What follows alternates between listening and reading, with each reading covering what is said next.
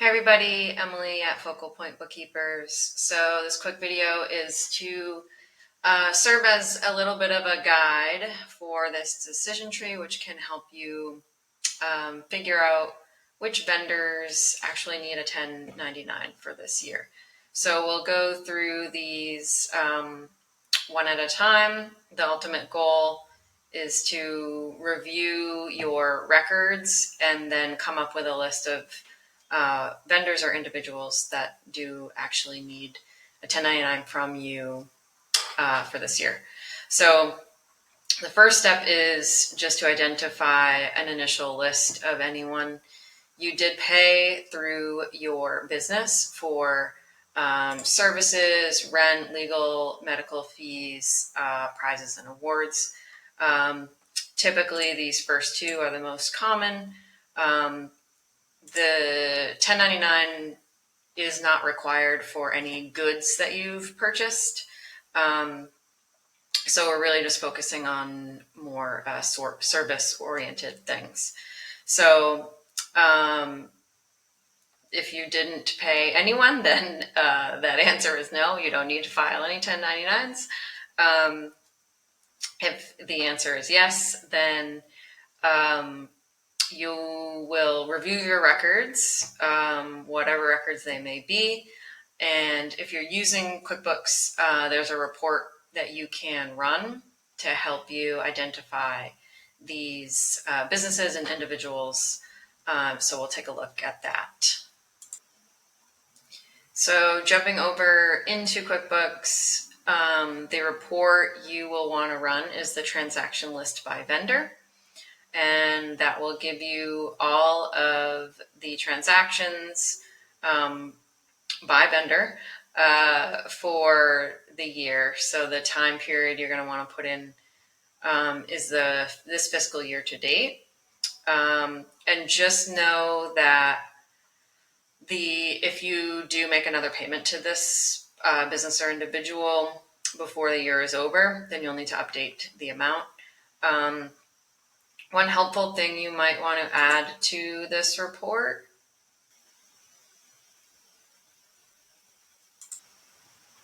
is the category name for the expense. So if you go to columns and you scroll down here, this item here, item split account, is going to give you the account to which you categorized that transaction.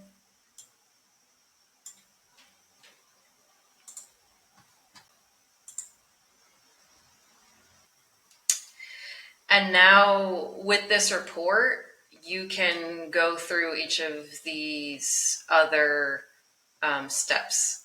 Now that you've got all of your data,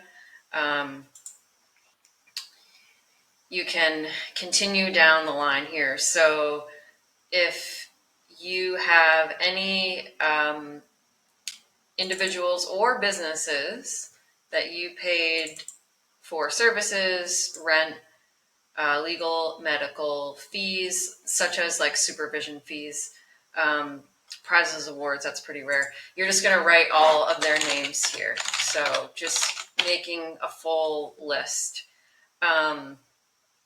The next step is to identify if they're a W-2 employee. That means a W-2 employee of yours. So if you paid them through payroll because they're on your payroll as an employee, they don't need a 1099. But if they're not, you're going to just continue with that same list that you had from above. Go on to the next step. Did you pay them using a credit card, PayPal, or another third-party processor? So if any of these vendors were paid by using a credit card, they don't need a 1099 from you. That payment gets reported actually by the credit card company. So, maybe that dwindles down my list to one particular vendor or individual. And then I need to confirm that they're paid at least $600 or more throughout the year. If that amount is under 600, they don't need a 1099. If that amount is over 600, they would continue to need a 1099. So we'll just carry this one through. And this is what I was referring to is if you, right now it's November, if you make another payment or payments to them, then whatever amount is on this report will need to be updated. And also, if maybe you haven't paid someone 600 yet, but you will by the end of the year, then they would need to be added to this list as well. Was the recipient a corporation, so a C Corp or an S Corp? Often the only way to truly know this is to request a W-9 form from this individual, and they would fill that out and mark what their legal entity type is.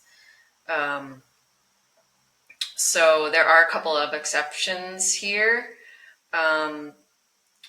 Most payments to corporations, meaning if someone is an S Corp or a C Corp, you don't file them a 1099 unless it's for legal services and or health and medical services. They would require a 1099 even if they are a corporation. So those are the two exceptions there. And so if you've got a list here and you're not sure, you send this vendor a W-9 form asking them to fill it out or asking them to send you their W-9 for your records. And you can grab, if you don't have one of those on hand, which you probably don't, you can grab one here from the IRS website.